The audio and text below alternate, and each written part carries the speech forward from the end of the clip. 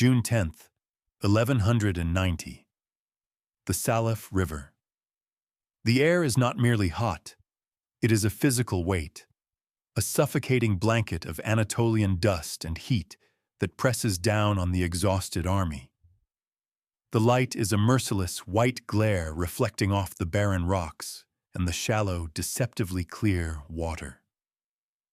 For the soldiers of the German Crusade, this river is a vision of paradise. For months, they have marched through a hostile landscape that feels like God's anvil, a relentless forge of sun and thirst. The sound is a low murmur of relief, the clinking of armor as thousands of men, the survivors of the greatest host to leave Europe in a generation, anticipate the shocking bliss of cold water on their cracked, sunburnt skin. In the center of this scene is an old man, nearly 70 years of age, but still an unmistakable figure of authority, his famous red beard now streaked with gray. This is the Emperor, Frederick Barbarossa, the Lord of the Holy Roman Empire, the terror of Italy, the lawgiver of Germany. He is impatient. The slow, careful fording of the army is too tedious for a man who has just shattered the armies of the Sultan of Rum and sees the Holy Land almost within his grasp. He spurs his warhorse into the stream, seeking a quicker crossing, a moment of personal relief. Then, chaos erupts. A shout, the panicked thrashing of a horse, and then the unthinkable. The Emperor, the sacred heart of the entire enterprise, is in the water. The shock of the glacial mountain runoff, the immense weight of his chainmail, the sudden violent rebellion of an aged body pushed beyond its limits. There are no Saracen arrows flying, no glorious last stand, just the frantic, clumsy splashing of his retinue and the horrifying spectacle of the most powerful man in Christendom drowning in a quiet, insignificant stream. His body, when pulled to the shore, is a symbol of catastrophic failure. The heart of the crusade has not been cut out in battle. It has simply stopped beating, leaving a leaderless army to stare in dumbfounded horror at the corpse of their living legend. The entire grand endeavor dissolving into dust under the indifferent Anatolian sun. This is the narrative of him, Friedrich von Hohenstaufen, the man the Italians nicknamed Barbarossa, the Red Beard, a name spoken in fear and awe from the shores of the Baltic to the hills of Sicily. This was the saga of an emperor who spent nearly 40 years forging a legend, who saw himself as the heir to the Roman Caesars, and who came to embody the very idea of medieval imperial power. And yet, his story ends here, in this pathetic, almost insulting anticlimax.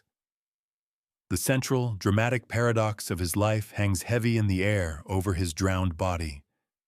How could a man who had conquered every rival, bent popes and princes to his will, and built an empire on the foundation of his own indomitable will, end up meeting such an inglorious fate? The core question that echoes from the 12th century is not about the logistics of his crusade, but about the very essence of his character and his ambition. What inexorable force, what inner demon, drove this titan of the age, at the zenith of his power and in the twilight of his years, to risk everything on this one last, desperate gamble? Why did he feel compelled to march to the ends of the earth, only to have his grand destiny washed away in a shallow, forgotten river? To understand the man, we must first return to the world that spawned him. A world of breathtaking violence, profound faith, and titanic clashes of power. A world that was itself standing on the brink of a new age, whether it knew it or not. The answer lies not in the waters of the Salif, but in the crucible of ambition, faith, and blood that was 12th century Europe. A stage perfectly set for a player of Frederick's monumental stature. To understand this man, we must first understand his world, a vast and violent chessboard where the great powers of the age were locked in a struggle for dominion, not just over land, but over the very idea of authority. This was the mid-12th century. In the West, the kingdoms of France and England were beginning to coalesce into the centralized states we recognize today. Their energies often consumed by their own dynastic rivalries that would eventually erupt into the Hundred Years' War. But the dominant power in Europe was, without question, the Holy Roman Empire.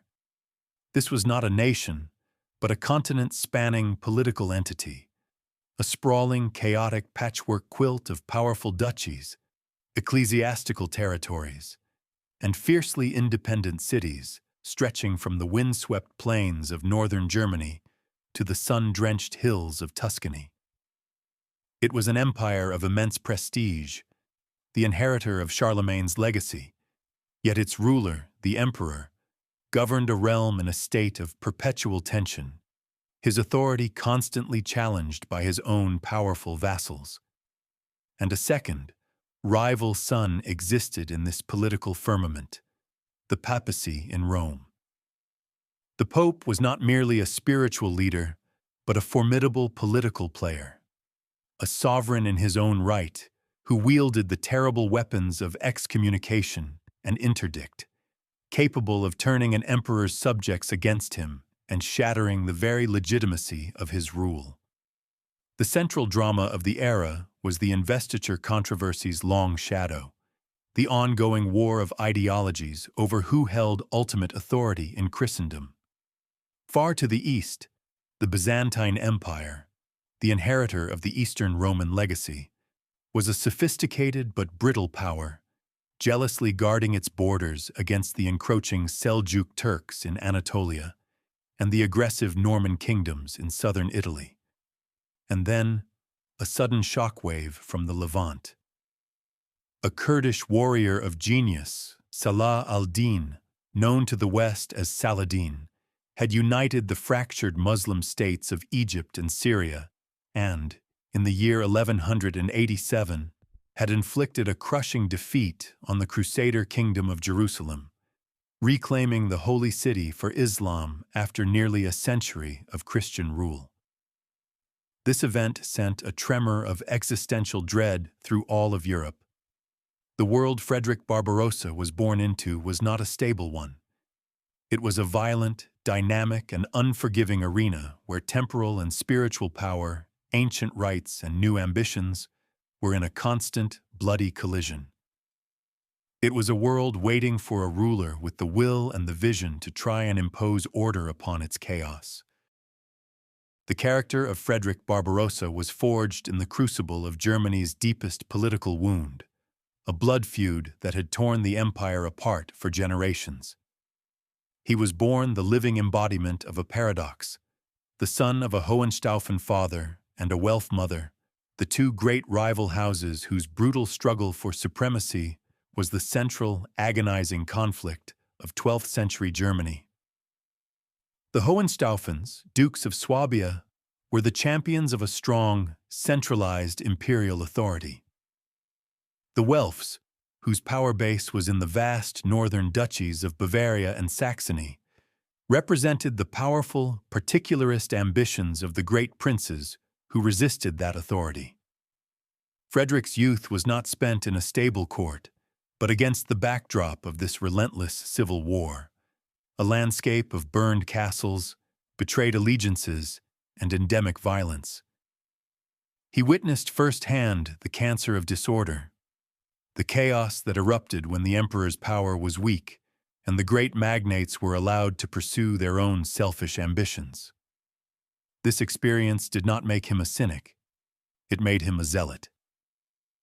It instilled in him a profound, almost sacred obsession with the concept of peace, not as a passive state of being, but as an actively imposed order, the Landfrieden, the emperor's peace. His unique lineage gave him a claim to legitimacy that no other contender possessed. He was not just another partisan in the great feud, he was its potential resolution. His very blood was a promise of reconciliation. This upbringing created a complex and driven man. On the one hand, he was a pragmatic and often ruthless politician, skilled in the art of maneuvering and striking down his enemies. On the other, he was a visionary, a man who looked past the squalid realities of feudal politics to an idealized, almost mystical vision of a restored Roman Empire, a sacrum imperium where the emperor, as God's chosen regent on earth, would be the ultimate guarantor of justice and order. He was a man who hated chaos because he was born from it, and he would dedicate his entire life to building a dam of imperial law against the relentless tide of feudal anarchy. In the year 1152, the princes of the German kingdom gathered at Frankfurt to elect a new king. The logical choice might have been the son of the previous monarch, Conrad III, but he was a mere child. The times were too perilous for a long regency. The electors looked instead to Conrad's nephew, the 30-year-old Duke of Swabia, Frederick. His election was a masterstroke of political calculation. He was a proven warrior, but more importantly, he was the compromise candidate, the man whose Welf blood on his mother's side offered the promise of an end to the destructive civil war. Yet, from the very first moments of his reign, it became clear that Frederick had no intention of being a mere conciliator or a first among equals. He possessed a vision that was breathtaking in its audacity. Ascending the marble throne of Charlemagne at Aachen, he saw himself not merely as a German king, but as the direct successor to the legacy of the Roman emperors Constantine, Justinian, and above all, Charlemagne himself. He immediately began to articulate a revolutionary, or rather, a deeply conservative revolutionary, political theory. He and his brilliant legal advisors, men trained in the newly rediscovered Roman law at the University of Bologna, began to speak of the Sacrum Imperium, the Holy Empire. The use of the word sacrum, or holy, was a direct challenge to the papacy. It was a declaration that the empire's authority was not a gift from the Pope, to be given and taken away at will, but was derived directly from God. This was his first, bold step into the great game. He was signaling that he would not be a pawn of the princes who elected him, nor would he be a dutiful son of the Church. He was the emperor, a figure of unique and sacred authority, and he intended to restore the power and prerogatives of that office to a level not seen in centuries. The world had elected a peacekeeper, but they had instead crowned a revolutionary who would drench Italy in blood to prove his ancient rights.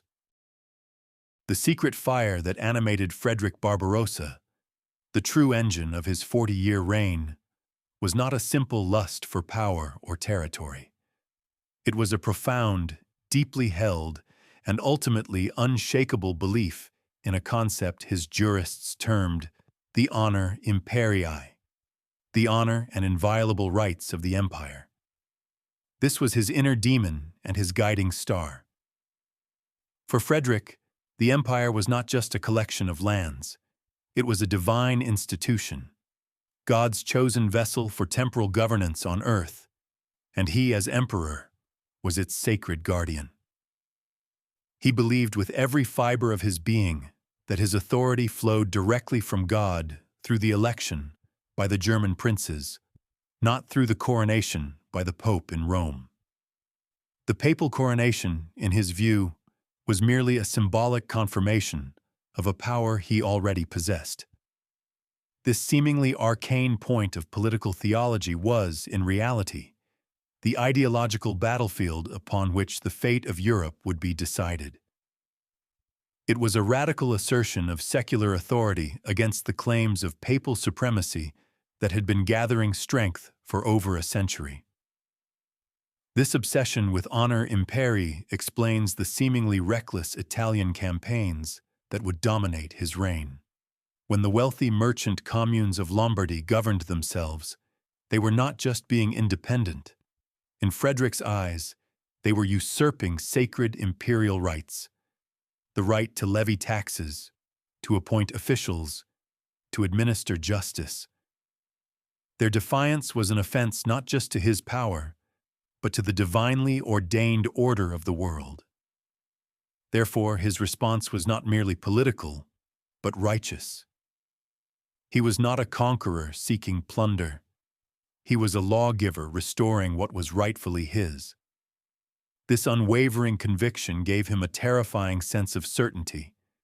It allowed him to justify the brutal sack of cities like Milan and Crema, to wage war for decades, and to risk excommunication because he believed he was engaged in a holy struggle to restore the honor of God's empire on earth. This crusade for his rights would ultimately lead him to his final crusade for the Holy Land. The defining relationship of Frederick's reign, the conflict that shaped his political and personal destiny, was with the institution of the papacy.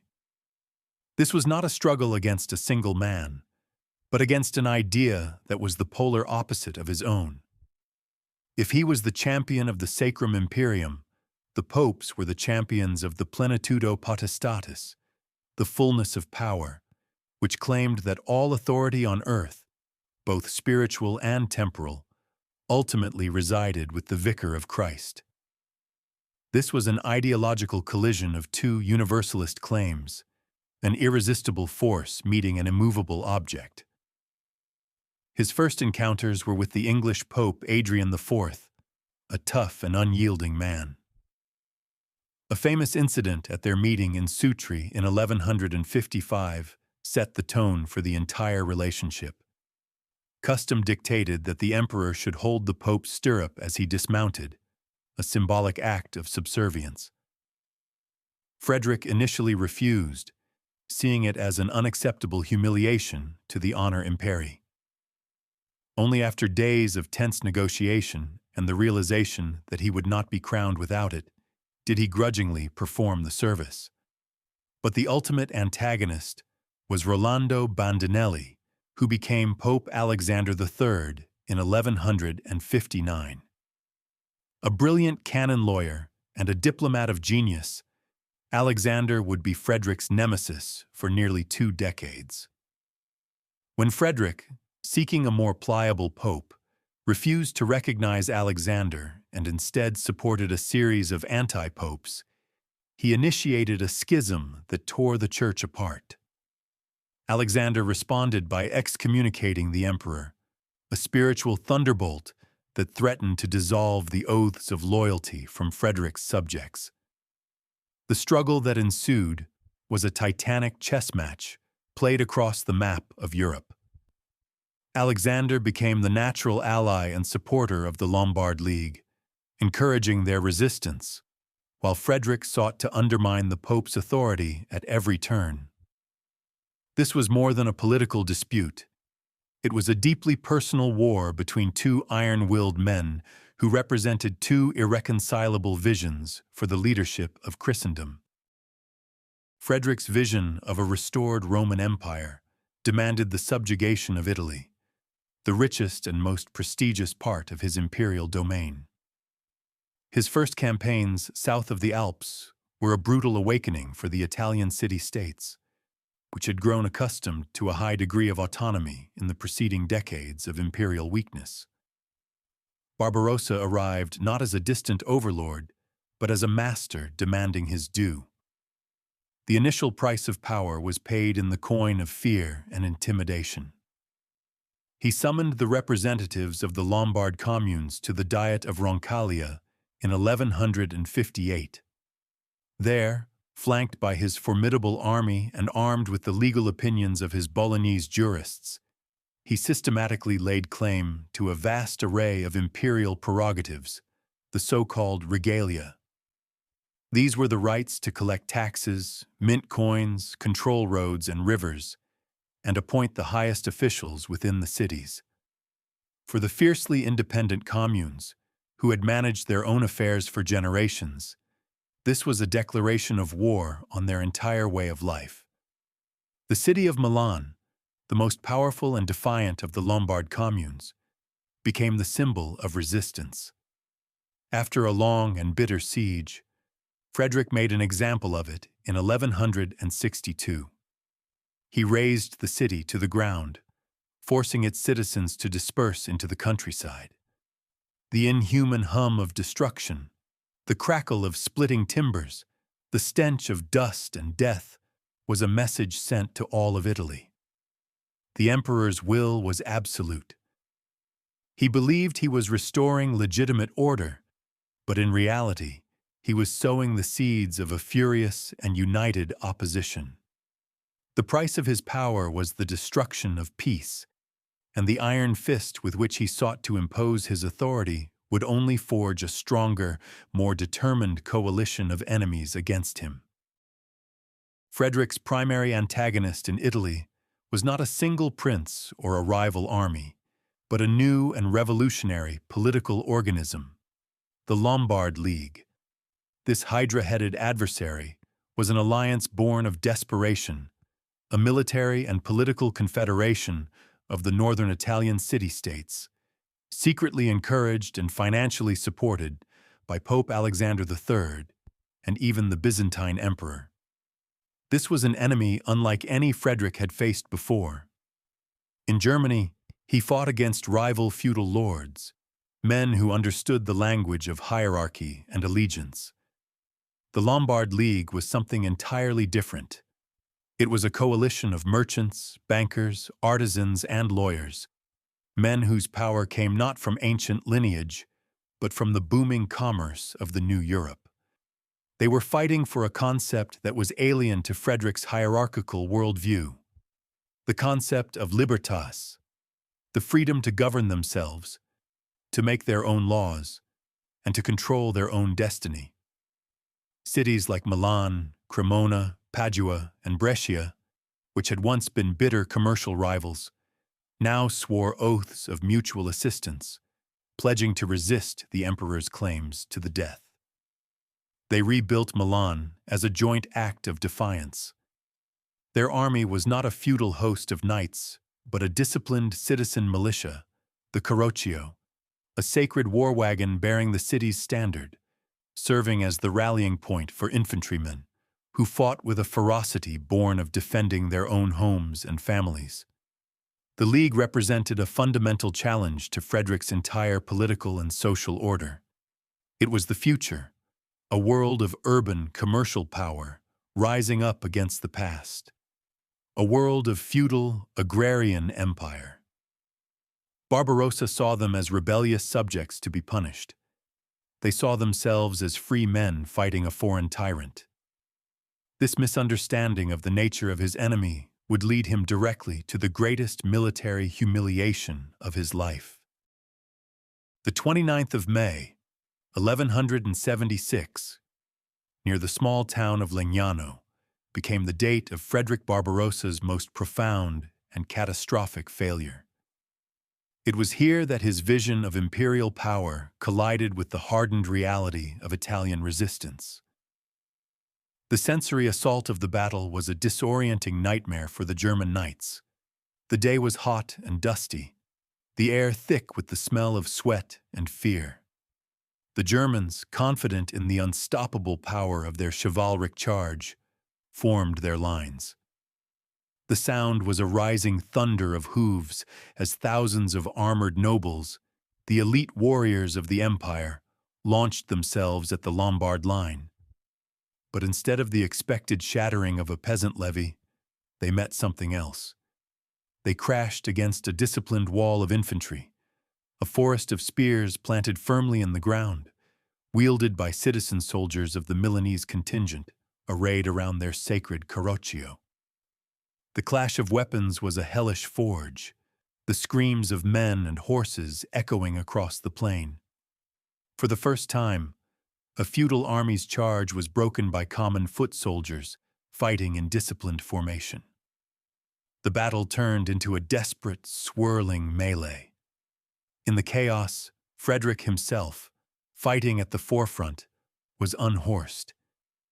He vanished into the thick of the fight. the imperial standard-bearer was killed, and the eagle, the sacred symbol of the empire, was captured. Panic rippled through the German ranks. Believing their emperor dead, they broke and fled. For 3 days, no one knew if Frederick was alive or dead. The Empress Beatrice was already in mourning. Then he reappeared, exhausted, bruised, and utterly humiliated, having escaped the battlefield in disguise. Legnano was more than a military defeat. It was a psychological breaking point. It was the moment Frederick understood, in the most brutal way possible, that his personal will and the supposed divine right of his office were not invincible. He had been defeated not by a king or a pope, but by blacksmiths and weavers. And this humbling realization would force a fundamental change in his strategy, turning him from a conqueror into a politician. In the wake of the Legnano disaster, a lesser ruler might have collapsed. But Frederick Barbarossa possessed a resilience and a strategic genius that allowed him to turn catastrophic defeat into stunning political victory. He realized that conquering Italy by force was impossible, and that his true power base remained in Germany. It was there he would seek his revenge and consolidate his authority. The target was his cousin and most powerful vassal, Henry the Lion, Duke of Saxony and Bavaria, of the rival House of Welf. Henry, in Frederick's view, was the architect of the Legnano humiliation. Before the campaign, Frederick had made a personal, humbling plea for reinforcements. But Henry, sensing the emperor's weakness and pursuing his own ambitions in the Slavic East, had refused. This was a betrayal Frederick would neither forgive nor forget. Returning to Germany, the emperor masterfully used the feudal legal system as his weapon. He summoned Henry the Lion to appear before the royal court to answer charges brought by other Saxon nobles.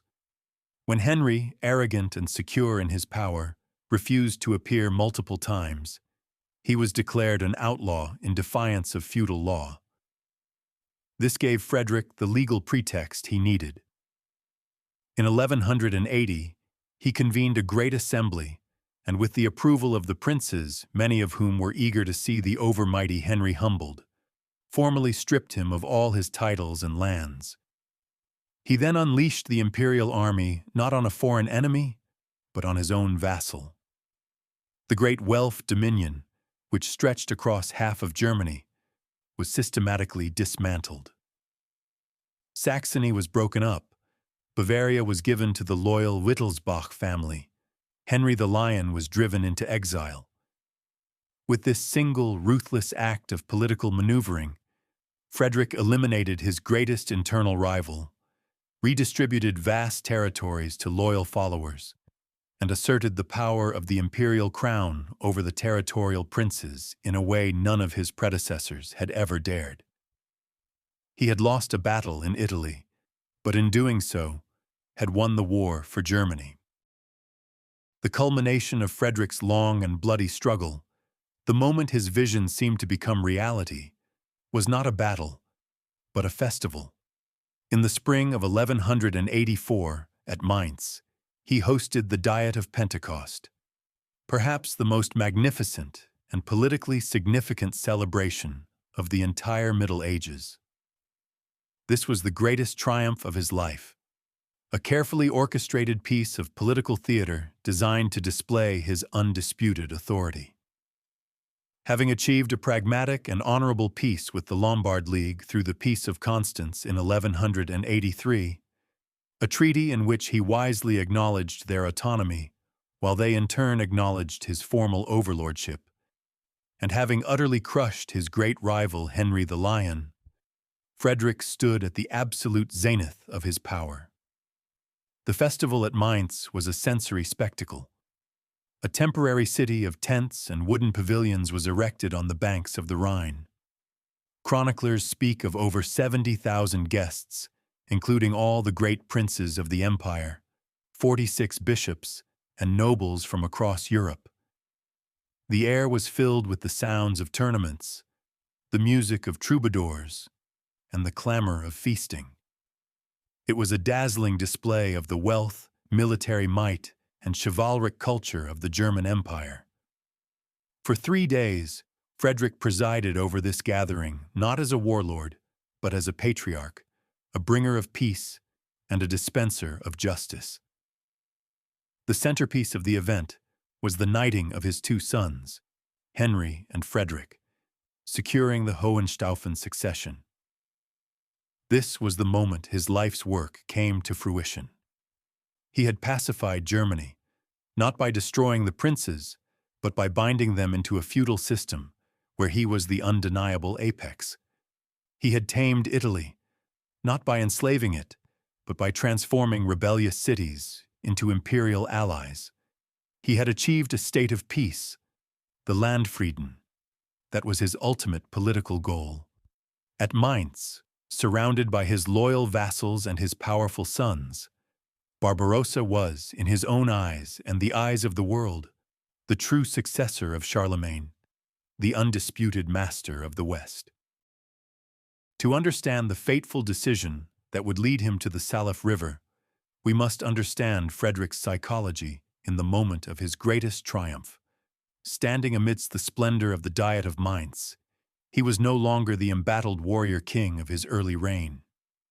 He had become the living embodiment of his own propaganda, the august emperor, the lawgiver, the serene bringer of peace. In his own mind, he had achieved the impossible.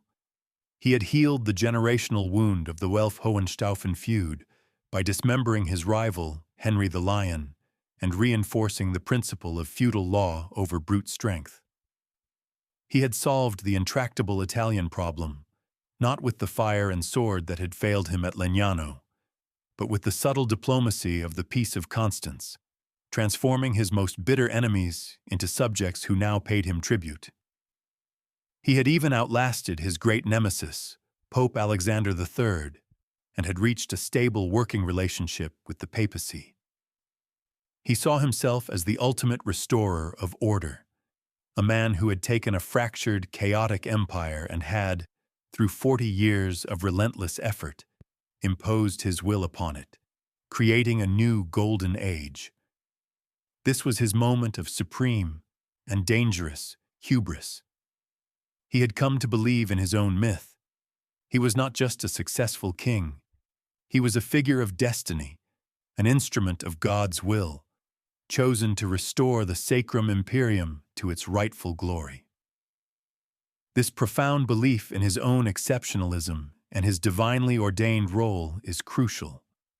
When a man believes he has conquered the world, he starts looking for new worlds to conquer. And for a medieval Christian emperor who had achieved the pinnacle of temporal power, only one challenge remained that was worthy of his status: the liberation of the Holy Land itself. His triumph at Mainz did not sate his ambition. It merely set the stage for his final, grandiose act. Throughout his reign, Frederick's single most formidable opponent was not a warrior, but a lawyer. Not a prince, but a priest. Pope Alexander III. Their struggle was the central drama of the 12th century, a deeply personal and ideologically profound conflict that lasted for 17 years. Alexander was everything Frederick was not. Where the emperor was a man of the sword and direct action, the pope was a master of the subtle arts of diplomacy and canon law. He was a patient, unyielding strategist who understood that the papacy's greatest weapon was not an army, but its immense moral and spiritual authority. When Frederick supported an anti-pope in 1159 to deny Alexander the papal throne, Alexander refused to break. He fled to France, from where he skillfully marshaled opposition to the emperor, weaving a network of alliances that included the Lombard League, the Norman Kingdom of Sicily, and even the English and French monarchies. His primary weapon was excommunication. When Alexander cast Frederick out of the church, it was a thunderbolt that, in theory, absolved all of the emperor's subjects from their oaths of fealty. While it did not cause a mass rebellion in Germany, it gave a spiritual justification to all of Frederick's enemies, especially the Lombard communes, who could now frame their struggle for liberty as a holy war in defense of the true pope. The climax of their personal drama came in Venice in 1177, a year after the disaster at Legnano. A defeated Frederick was forced to seek peace. In a carefully staged ceremony in St. Mark's Square, the emperor publicly acknowledged Alexander as the legitimate pope and, according to some chronicles, prostrated himself to kiss the pope's feet, a moment of profound, calculated humiliation that symbolized the limits of imperial power when faced with the spiritual authority of the Church. Though he had lost this particular war, Frederick's resilience meant he outlived Alexander and would eventually see the papacy needing his help. But the long, draining struggle against this brilliant papal diplomat had taught him a lesson he would never forget. While the epic conflicts in Italy and the dramatic confrontations with the papacy dominate the saga of Barbarossa, to see him only as a warrior is to miss the true foundation of his power. He was an obsessive and often brilliant architect of the state. His most enduring legacy was his relentless pursuit of the Landfrieden, or imperial peace within Germany. He understood that the emperor's power abroad depended on stability at home. He issued a series of edicts that criminalized the private wars and feudal vendettas that had plagued the kingdom for centuries. He declared that disputes were to be settled not by the sword, but in the emperor's courts. To enforce this, he relied not on the great, unreliable territorial dukes, but on a new class of men, the ministeriales. These were technically unfree servants of the crown, knights whose status and land depended entirely on their direct, personal loyalty to the emperor. They became the backbone of his administration and his army, a royal bureaucracy that bypassed the traditional feudal nobility and allowed him to project his power directly into the farthest corners of the realm. He was a patron of towns, granting charters and privileges that fostered trade and created urban centers loyal to him rather than to the local lord. He reformed the legal system, encouraging the use of written, Roman-style law over the chaotic patchwork of local Germanic customs. In essence, while the kings of France and England were building their states through centralization, Frederick was attempting something similar within the vastly more complex and fragmented structure of the Holy Roman Empire. He was not merely conquering, he was governing, building, and reforming. This tireless work of internal construction is what gave him the resources, the money, the men, and the political stability to wage his foreign wars and to ultimately conceive of an enterprise as vast and demanding as the Third Crusade. He saw himself as the supreme lawgiver, and the state he was forging was the instrument of that divine mission. To fully grasp the man behind the imperial crown, we must look beyond the battlefields and council chambers to the more intimate details of his life. The onions and vegetables that gave his reign its particular flavor. A pivotal moment was his second marriage, in 1156, to Beatrice, the heiress to the wealthy and strategically important Free County of Burgundy. This was no mere political alliance. By all accounts, it was a long and successful partnership. Beatrice was not a passive consort. She was an active participant in his rule, and her Burgundian inheritance significantly expanded the Hohenstaufen dynastic lands, giving Frederick a power base that stretched into the heart of modern-day France. This connection also immersed the German court in the sophisticated chivalric culture of Burgundy and Provence, fostering the arts of poetry and song and enhancing the prestige of his court. His family was central to his dynastic project. He had numerous children, and he meticulously planned their futures to secure the Hohenstaufen legacy. His eldest son, Henry, was elected king of the Romans during Frederick's lifetime, ensuring a smooth succession, and was later married to the heiress of the Norman kingdom of Sicily, a brilliant diplomatic coup that threatened to encircle the papacy. Yet, beneath the calculating statesman was a man of his age, a man of deep and conventional piety. He was a devout Catholic who founded monasteries, went on pilgrimages, and believed fervently in the tenets of his faith. This piety was not a cynical mask. It was a core part of his identity. He saw no contradiction between his brutal wars against the Pope's allies and his personal devotion to God. In his mind, he was fighting a disobedient and politicized vicar of Christ in order to protect the true honor of God's church and empire. It was this sincere, if self-serving faith that would ultimately make him receptive to the catastrophic news that would soon arrive from the Holy Land. By the year 1187, Frederick Barbarossa was at peace. He was the old lion of Europe, a living legend who had seemingly achieved all his earthly ambitions. But it was then that a series of harbingers of a new storm began to arrive from the east. For months, rumors had trickled in of a new Saracen leader of immense talent, Saladin, who had united Egypt and Syria and was pressing hard against the Crusader states.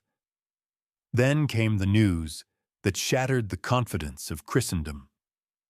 On the 4th of July, at a place called the Horns of Hattin, Saladin's army had cornered and annihilated the entire military force of the Kingdom of Jerusalem. The King of Jerusalem was a captive, the Grand Master of the Knights Templar was executed, and the most sacred relic in Christendom, the true cross, was lost to the infidel. The sensory details of this distant catastrophe, as recounted by horrified pilgrims and merchants, painted a picture of apocalyptic defeat. A Christian army dying of thirst, surrounded and overwhelmed, a battle lost before it had even begun. This was followed by the even more devastating report that on the 2nd of October, Saladin had marched into the city of Jerusalem itself, ending 88 years of Christian rule. For the medieval mind, this was not just a geopolitical setback. It was a profound theological crisis. It was seen as a sign of God's immense displeasure with his people, a divine punishment for the sins of the West. The fall of Jerusalem was a personal affront to every Christian prince, and a direct challenge to the two leaders of Christendom, the Pope and the Emperor. For Frederick, the man who styled himself the protector of the faith, the news was a thunderclap. It was a call to action he could not ignore without betraying the very foundation of his imperial identity, the honor imperii he had spent a lifetime defending. The storm had broken in a distant land, but its shadow now fell directly over him. The fateful act that sealed Frederick's destiny took place in Mainz on the 27th of March, 1188. In the city's cathedral, before a vast assembly of the princes and bishops of the empire, an event was staged that the chroniclers called the Curia Christi, the Court of Christ. Here, the aging emperor, now in his late 60s, listened to the impassioned preaching of the papal legate, who called for a new crusade to reclaim the Holy City. Then, in a moment of supreme and calculated political theater, Frederick Barbarossa himself stood up, and to the astonishment of the crowd, took the Crusader's cross, vowing to lead the armies of the empire to the east in person. Why did he do it? It was not a rash, emotional decision. It was the final, logical, and inevitable act in the grand drama of his life. Firstly, it was an act of genuine, if conventional, piety. He was an old man, a sinner who had lived a life of violence and bloodshed. and the crusade offered the promise of a plenary indulgence, the remission of all his sins. Secondly, it was the ultimate assertion of his imperial authority. The kings of France and England were also taking the cross, but they were younger men, mired in their own rivalries. By leading the largest and best organized contingent, Frederick was positioning himself as the undisputed leader of Christendom, finally transcending the authority of the Pope himself on the world stage. Thirdly, and perhaps most importantly, it was the perfect capstone to his legend. Having pacified Germany and Italy, what greater glory could there be than to succeed where others had failed, to ride into Jerusalem as its liberator, and to end his life not merely as a great emperor, but as a saintly warrior? He had spent his life fighting for the honor imperii. Now he would fight for the honor of God himself. The crusade was not a distraction from his life's work. It was its ultimate fulfillment, a final, magnificent performance of the role he had created for himself. The Third Crusade, under Frederick's command, was meant to be a display of overwhelming force and perfect organization, a steel avalanche rolling east to crush Saladin.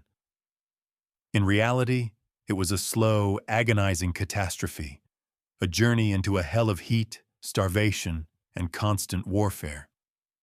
The scale of the enterprise was immense.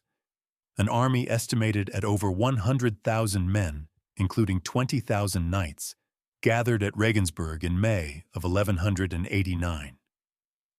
This was not a chaotic mob, but a disciplined force. Frederick had decreed that every crusader had to have enough money to support himself for 2 years. But no amount of planning could prepare them for the sheer brutality of the journey. The march through Hungary was peaceful, but upon entering the Byzantine Empire, they were met with suspicion and open hostility.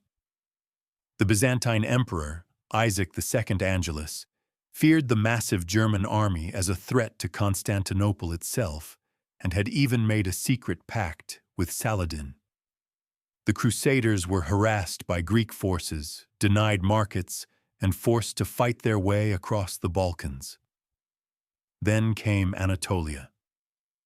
After crossing the Hellespont, the army entered the territory of the Seljuk Sultanate of Rum. Here, the sensory assault was relentless. The oppressive sun beat down on their heavy armor. The landscape was a barren, waterless wasteland, and the enemy was a ghost. Seljuk horse archers would appear on the horizon, unleash a shower of arrows, and vanish before the heavily armored German knights could respond. The army was slowly bled white by attrition, not in great battles, but through starvation, thirst, disease, and the endless, draining skirmishes. It was a testament to Frederick's iron leadership that the army did not disintegrate. He kept them together, sharing their hardships, and drove them forward toward their one great victory, the hard-fought capture of the Seljuk capital, Iconium. But the cost was immense. By the time they left Anatolia, the Grand Army was a shadow of its former self, a haggard column of survivors staggering towards Syria. Despite the horrific losses suffered crossing the Anatolian plateau, a core of the formidable German army had survived. They had accomplished what the armies of the Second Crusade had failed to do.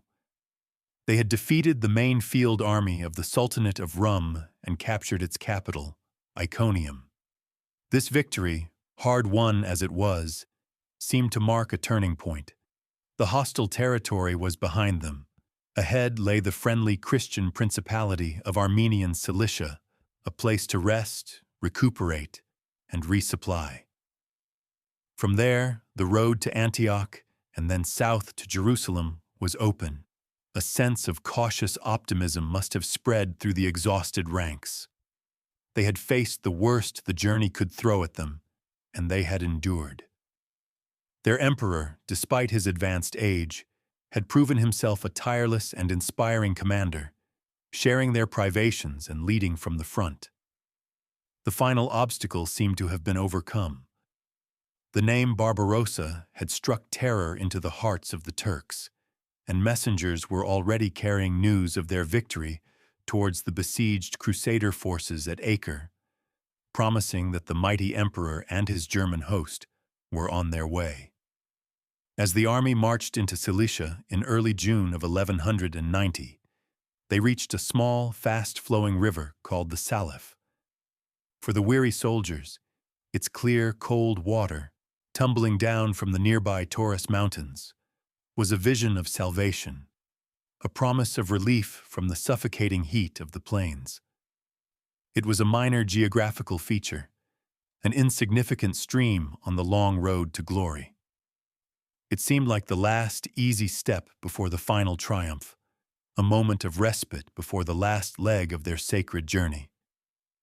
It was the ultimate, cruelest stroke of dramatic irony, a stage perfectly set by fate for a shocking and absurd tragedy. The greatest threat to the emperor was not the Saracen army waiting for him in the Holy Land, but the treacherous current of this small, unremarkable river. We return, finally, to the scene of the end. But now we see it with the full weight of the preceding 40 years of struggle and the agonizing ordeal of the Crusade. June 10th, 1190. The Salif River. The air is thick with the oppressive stillness of the afternoon heat. The Grand Army of the Holy Roman Empire, a gaunt but hardened force of survivors, is slowly fording the river. But the emperor is impatient. We can reconstruct his thinking. He is an old man, nearly 70, who has just led his army through hell. He is hot, tired, and perhaps contemptuous of this final, minor obstacle. He sees the Holy Land almost within his grasp and refuses to be delayed. Whether he tried to swim across to cool himself or urged his horse into a deep, fast-flowing section, the result was the same. The shocking cold of the mountain water against his heated body. The sudden, catastrophic medical event. A heart attack, a stroke. Or perhaps just the sheer weight of his armor, the panic, and the current pulling him under. The cinematic details are sparse but potent. The shouts of his attendants, the chaos in the water, the desperate attempt to reach him.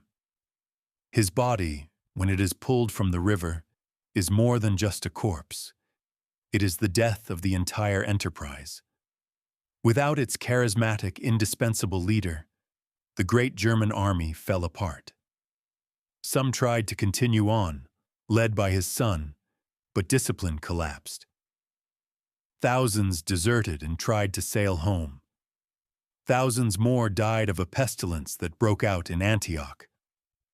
A tiny remnant, perhaps 5,000 of the original 100,000, eventually reached the siege of Acre, arriving not as a conquering host, but as a pitiable band of mourners, carrying the boiled bones of their emperor in a barrel, a grim and pathetic end to the grandest expedition of the age. A life of epic battles and grand strategy was ended by a moment of impatience and a few gallons of cold water. The legacy of Frederick Barbarossa became a tale of two irreconcilable ghosts.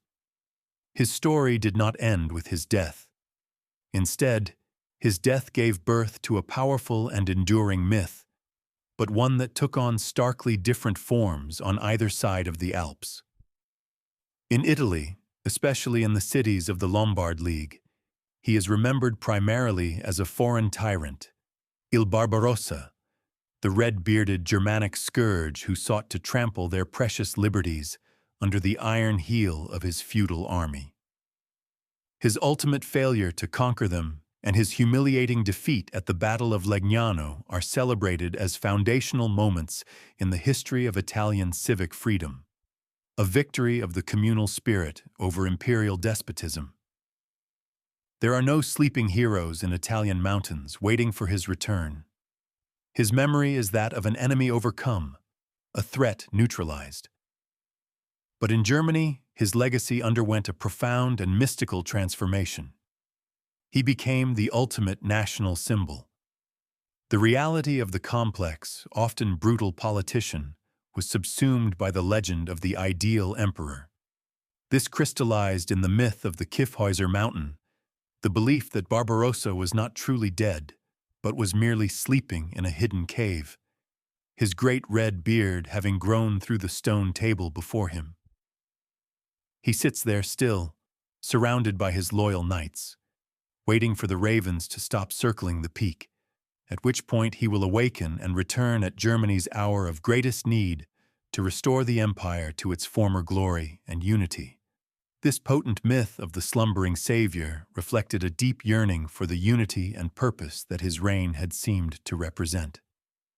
He became the embodiment of a lost golden age and the symbol of a future unified German destiny, a legend that would be invoked by nationalists for the next 700 years. The same man was thus remembered as both a tyrant to be resisted and a messiah to be awaited. We can now provide the final, comprehensive answer to the core question: why did the master of Europe go on a crusade from which he would never return? Frederick embarked on the Third Crusade because it was the only possible conclusion to the story he had been writing about himself for his entire life. It was not a choice born of desperation or folly, but the ultimate expression of his lifelong obsession with the honor imperii. Having spent 40 years defining the emperor as the sacred, secular leader of Christendom, he was cornered by his own success. When Jerusalem fell, its defense became his personal and political responsibility. To ignore the call would be to admit that the emperor was secondary to the pope, a concession his entire being was engineered to resist. The crusade was his final, spectacular attempt to prove his universalist claims. By personally liberating the Holy City, he would achieve a spiritual and military triumph that would eclipse any pope and secure his legacy for all time as the greatest ruler since Charlemagne. He died not because he was defeated by Saladin, but because he was a victim of his own myth. His ambition to stage the perfect, heroic final act for his saga drove him, an old man, on a journey that would have tested a man half his age. His inglorious death by drowning is the ultimate historical irony. A man who lived his life as a grand, Wagnerian opera was given a finale that was mundane and absurd. The paradox is solved thus. The very same force that made him great, his unbending belief in his own legendary status and divine mission, is what propelled him to a context where a simple mortal accident could undo it all. His grand ambition did not account for the fragility of an aging body or the simple physics of a cold river. The universal lesson of Frederick Barbarossa's life is a profound and timeless meditation on the clash between colossal human will and the indifferent, unpredictable forces of fate and time. His saga is a testament to the power of a single individual, armed with a powerful idea, to impose a semblance of order upon a chaotic world. For a time he succeeded. He bent the violent centrifugal forces of German feudalism and Italian communalism into a fragile imperial structure held together by his own relentless energy and vision. He was the man who tried to reverse the tide, to restore an ancient, idealized Roman and Carolingian order onto a Europe that was already evolving into something new, a world of nations, cities, and capital that had little use for his universal empire. His life was a grand, heroic, and ultimately tragic struggle against the currents of history. He believed in a world of divine hierarchies and sacred duties, while the world around him was increasingly being shaped by the more profane forces of money and nascent nationalism. His death serves as the ultimate metaphor for this struggle. He, who had battled popes, princes, and entire peoples, was not felled by a worthy adversary on the field of honor, but was undone by a simple physical reality, a river, a mundane and impersonal force of nature. His story is a powerful warning about the limits of human ambition. It teaches us that no matter how magnificent the political edifice one builds, no matter how powerful the legend one crafts, all human endeavors are ultimately subject to the random, absurd, and uncontrollable accidents of mortal existence. The greatest of men are still, in the end, just men, vulnerable to the same fragile contingencies as the least of their subjects. The final frame of this epic saga is not of a triumphant emperor entering Jerusalem, nor of a crowned sovereign on his throne at Aachen. It is a quiet, haunting, and intensely powerful image that contains the entire tragedy and irony of his life. The scene is the bank of the Salef River. The chaos has subsided. There is only the still form of the dead emperor and the stunned silence of his followers.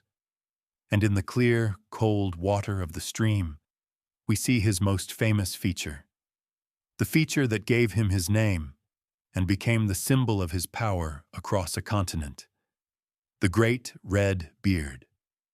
We see it fanned out in the gentle current, its vibrant color a shocking contrast to the pale, lifeless face. This beard, which had been seen in the smoke of Milan's ruins and in the halls of papal palaces, which had inspired terror and loyalty for 4 decades, is now just a weightless, drifting thing, subject to the whims of the water. It is a silent, potent metaphor for a colossal life's work dissolving back into the indifferent elements. The crown is gone. The army is leaderless. The Grand Crusade is over. All that is left is this single, vivid image, the legend of Barbarossa, the myth of the sleeping emperor who would one day return, was not truly born on the battlefield or on the throne.